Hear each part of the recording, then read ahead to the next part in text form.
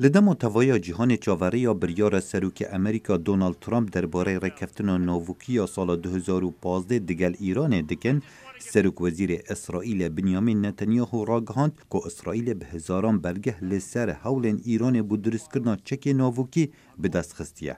تل ابیب دبیجتن ایران پروژه نهینی هیا بو تاقی کرن و درست کرنا چک ناوکی. تاوی کو شارزاین آگهی و زانیاریان گمان دخن سر بلگهن اسرائیل ود بیجن پرانی وان بلگهان بود دم جبری رکفتنا ناوکی ودگرن. وزیر دروی امریکا مایک پمپیو گوت از دکارم پشت راز بکم اف بلگه راست و درستن.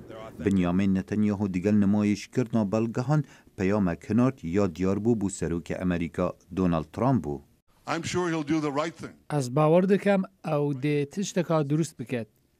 تشتکا درست بو امریکا، تشتکا درست بو اسرائیل و تشتکا درست بو آشتیات جهانه. کوچ کاسپی باور دکت توایا ریکفتن ناوکی لسر بنمایه که ندرست هاتیا پیکینان و داخویانین ایرانه که امریکا دخواز دانستاندنان بکت بدرو ناف کرد. کیشه اوه که ریکفتن لسر بنیاتا کاشاش هاتیه کرن. ایرانه درو جسر ریکفتن حتی بنوی کریه. جبر وی چنده نی درسته. به تایبتی لسر شیان ناوکی. و لدم 7 سال ریکفتنه. ایران ده شیان درست کرنا چک ناوکی پیدا بکد و اوه کیشه که مازنه. دوزده مها گلان جوان داویه دا سروک امریکا بریاره که لسرمان یام وکیشان جاره کفتنا ناوکی بدد. سروک فرانسا دبیجه تاوی هر بریاره که دوی دانستاندن لسر ریکفتنا کانی دگل ایرانه بینه کرن.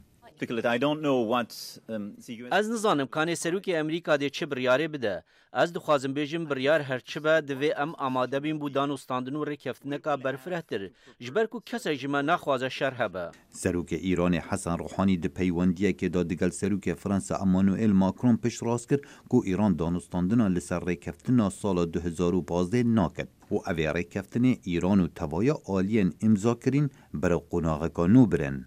جمهوری اسلامی ایران کمار اسلامی ایران دگل 6 ولاتن هزدار جهانه به ویر کفتن گهشتن قناغ کنو کشا ایران دیگل امریکا و توایا ولاتن روش آوا نبتنه گریدای ریکفتنا ناوکی و گمانا درست کرنا چک کومکش و پروگرام موشکم بالستیکه بلکو دست وردانا ایران دکاروباری چندین ولاتن روش حالاتا ناوین و جوانا سوریا و عراق و یمن باندور لسر اولهی و آرامی جهان دکه و امریکا دخوازد باندور ایران لسوریا کم بکد.